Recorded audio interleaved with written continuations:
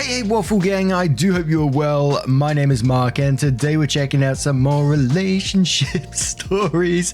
Don't know why I started singing there. If you do love a Reddit story, why not consider hitting that like, subscribe, maybe that notification bell too. And let's crack on with today's first story. Now this story comes from the Am I the Arsehole subreddit. The first part of the post had to be recovered as it was deleted, so it may look slightly different from the update which we have got. And it says, am I the arsehole, female 28, for telling both parties I have an issue with my boyfriend's male 28 friend, female 27, going to stay at his after a night out because she's fallen out with her boyfriend. I am in a long distance relationship with my boyfriend and today we've had a difficult day communicating due to me feeling quite depressed. He's been out drinking all day with two female friends and I've asked him if we can chat about a few important things when he gets home. He gets home about 10 PM and is pretty wasted, so we don't really get anywhere with our discussion. He then tells me around 11 PM the two girls are heading over because one has just had a fight with her boyfriend. I asked him to go somewhere else as I really want to sort out our issues, and he lies and says they probably won't turn up. 10 minutes later, he says they're at the door, but when I dig a little, it's actually only one. They are friends, but they do have a history. He's aware I'm not comfortable with them one-on-one when booze is involved. Not through lack of trust, but more so I feel it's disrespectful to me. He begins to hang up on me, telling me I'm being irrational when I keep asking him to please respect my boundary. So I tell him if he won't listen to my boundary, I will ask her. We went to school together and are reasonably friendly. He continues to give me verbal abuse, telling me I'm irrational, while she tells me how platonic they are. But neither acknowledge the fact that as a long distance couple, one thing I don't feel comfortable with is drunken sleepovers with old flings, as I don't feel like we need the added stress and I know he would flip if I did. I've clearly laid out these boundaries to him in multiple prior conversations. Am I the arsehole for messaging her when he ignored me? They both ignored the request and are currently blanking me, which feels just great. And there was a few mixed comments on this one. So the first commenter said, unfortunately, I do think you're the arsehole, solely because it is reasonably probable that the girl in question may have been leaving or seeking a respite from a potentially dangerous situation, and you do not know her range of options. I do not believe it is ethical to refuse to give refuge to someone in that situation. Otherwise, no. OK Finance replied to that and says, how is that reasonably probable? She can afford to drink all day but can't afford a cheap hotel. She has not one friend other than OP's boyfriend she can stay with. OP's boyfriend is too poor to give her money for a cheap hotel room. Not to mention the fact that you're assuming the girl's boyfriend is abusive simply because they had a fight.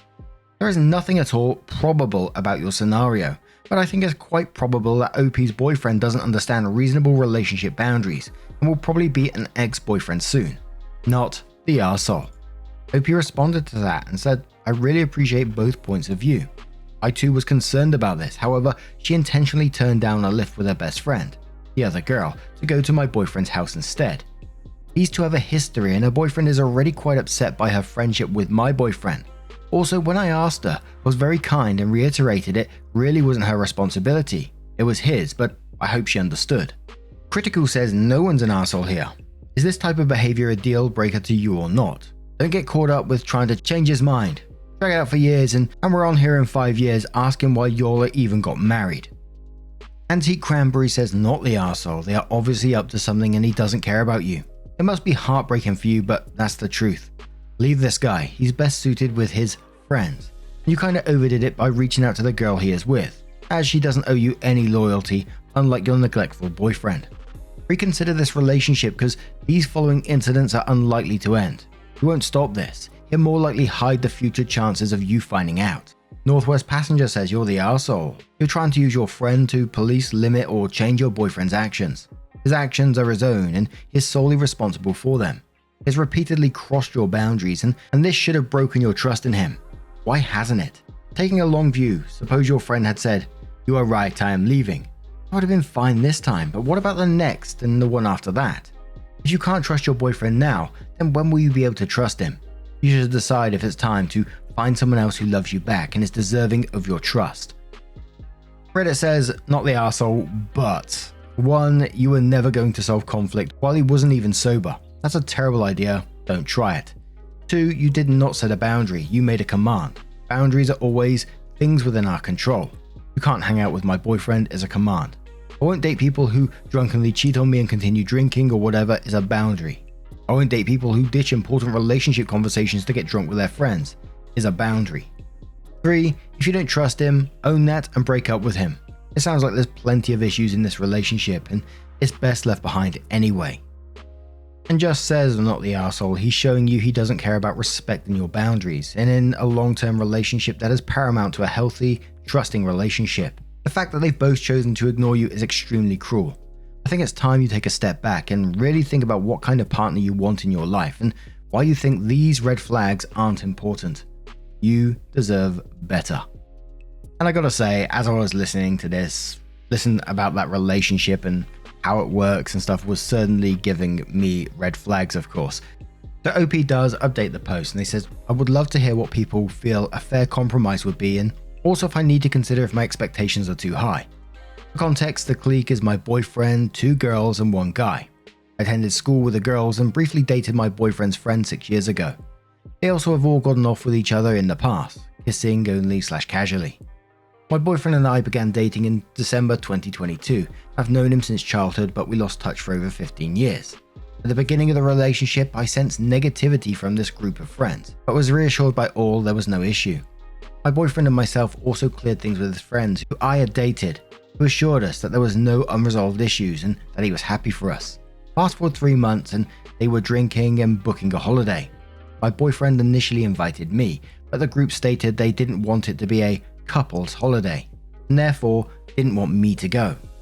His male friend at this point cited our history as a reason why he felt uncomfortable. I reluctantly accepted this but assured my boyfriend I didn't think it appropriate for the past to be used like this in future, as I felt we should all move forward and accept the present. The issue did cause a rift between myself and my boyfriend, affecting how secure I felt in the following months, as I wasn't sure how he would respond in future instances. Another trip was discussed and my boyfriend said he would ask his friend not to exclude me. But a while after this conversation occurred, his friend again messaged their group chat to request if it could be just friends. By this point, my boyfriend has not stood up for me. This issue for many months, and last week I became fed up of the atmosphere and messaged 2 of the friends asking why they kept covertly uninviting me. They both responded very defensively, and the male again reiterated our history as a relevant reason. He also stated the 4 of them have a special friendship, and time together as a 4 is valuable. My boyfriend has seconded this. He said initially he would have liked us to get along, which we do, but that's obviously not what they want. And despite my efforts, they prefer it just being just the 4 of them on holidays and trips. He also said he wouldn't be against supporting the exclusion of me on certain trips, as you can't force them to want to spend time with you.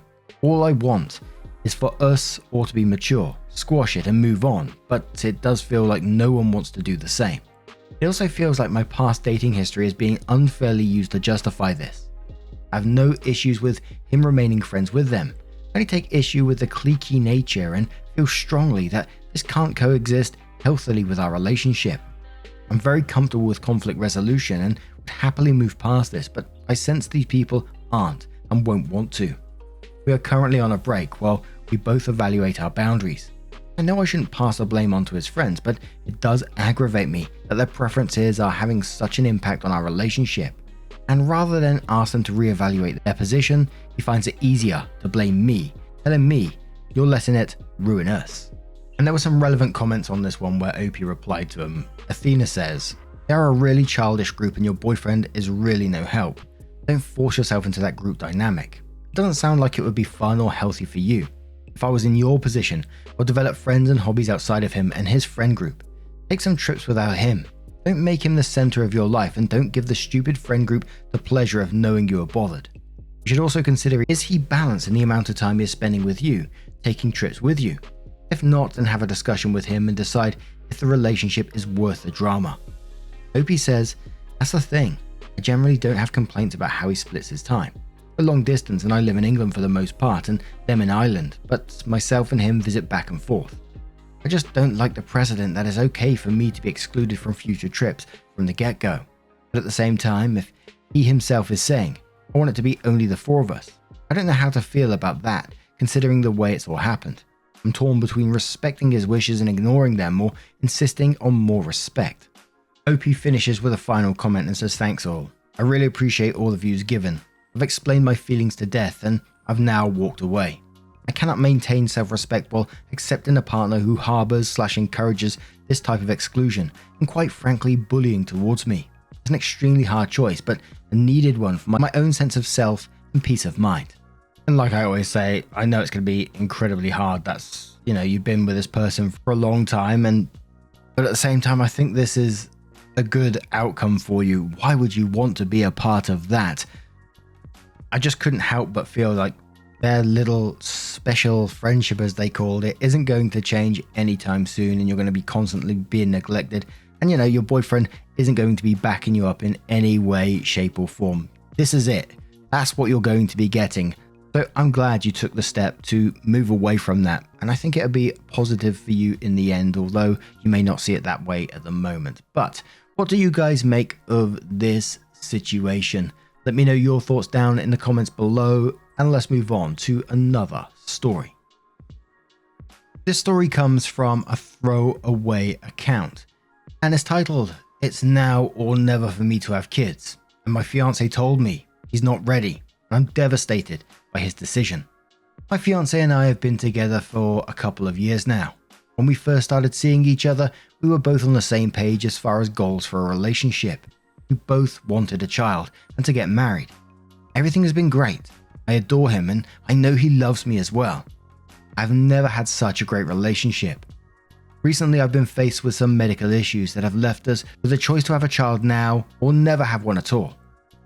This was very hard to come to terms with, but I know that I would rather try now than risk never having one. He, on the other hand, said he wasn't ready. He explained to me why he isn't. He's worried about finances. He's worried about our relationship failing because of stress.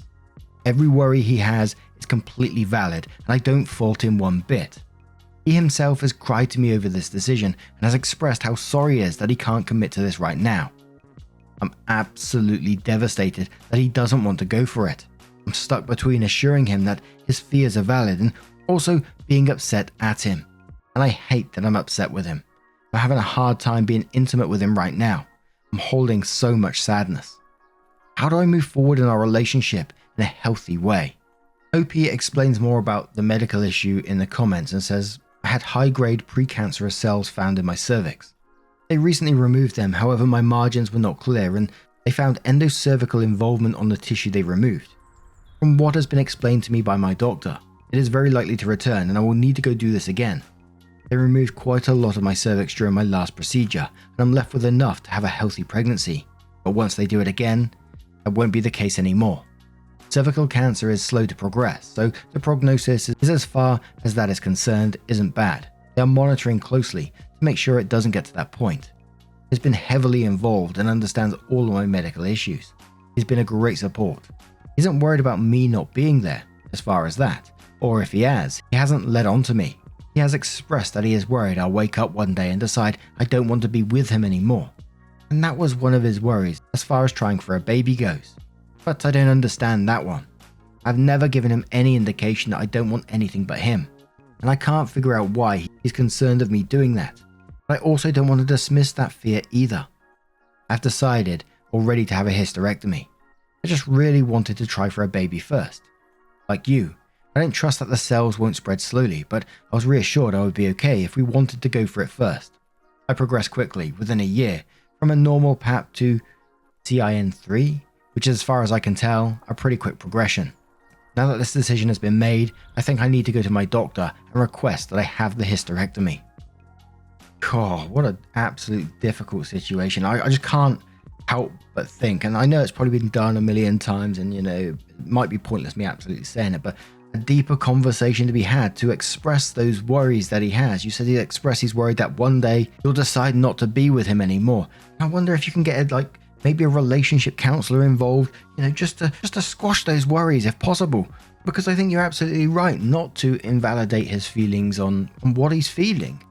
But there's no harm in talking about it and trying to get to the root of the problem if possible.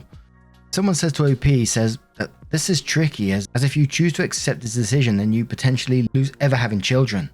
Or you grow to resent him, Can you handle that? It's time to ask yourself if you desire to try for a baby is a hard line. Opie says you are right. I need to really sit with myself and decide what is my hard line. I don't want to resent him. I very much love every aspect of our relationship, and it kills me to see him so upset about his own decision on the matter. Someone says nobody is ever ready for a child. You adapt. That's the main point of the human race, adaptable to the situation. You cannot predict the future. You overcome challenges. Opie says, well, we're not financially ready. We both have good paying jobs and great health insurance. We own our own house with a great mortgage rate. A child is something we can absolutely afford, but kids are expensive. I can't blame him for being hesitant because of the financial impact. Stress says, I'd ask him what happens when he is ready and you no longer have the option. Is he okay with never having biological children, or is he just going to divorce you and start over with someone younger and physically capable? It's not pressing to him because he knows he has options. If he thought he was going to lose his chance, you two would be on the same page. Unless he always wanted to be child-free and just didn't voice it. I would freeze your eggs, 5 to 10k, if possible. Start individual and couples therapy and really reevaluate this relationship. Opie says he's stated a couple of times since this decision came up that he would not be okay with not having the opportunity. During my medical issues, that was one of his biggest concerns. Would we be able to have kids? But he has that he just can't bring himself to say we should start trying.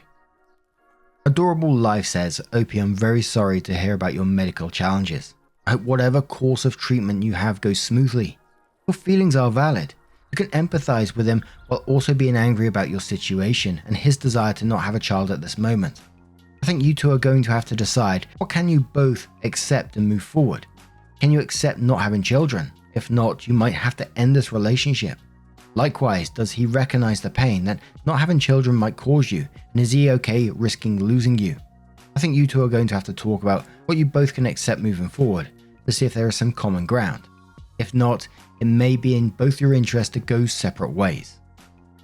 Downtown says you move forward by leaving your fiancé behind. His concerns are valid, but there is never a good time to have a child. It's ironic that he doesn't want kids now because he fears it will split you two apart. While what will split you two apart is the fact he's unwilling to change plans due to life circumstances. It's okay to be sympathetic to your fiancé. However, you shouldn't have to shove your feelings aside in order to not hurt his. Opie comes back in to give us an update and says, well, I'm pregnant. We're both in shock, honestly. After I posted the original post, we had another discussion and he told me the right decision shouldn't hurt this much, indicating that he was upset with his decision not to try for a baby when we had the chance. About 2 days later, I noticed something felt off with my IUD. I scheduled an appointment and my doctor took a look and said, well, that's not where it should be. So for at least a couple of weeks, my IUD was not offering any protection against pregnancy. And well, we unintentionally got pregnant during that time. However, it's all okay.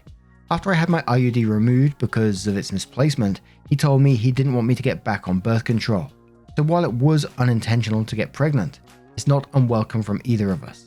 He was ready to try, and although it's much sooner than either of us thought, we are optimistic about the serendipitous turn of events. Someone said to OP after this, they said, is the pregnancy viable? I'm a bit confused. You said he doesn't want you to go back on birth control, but if you're pregnant, then you wouldn't be going back on it. OP says, yes, it's viable. Maybe I did not write out how the events happened in a coherent way.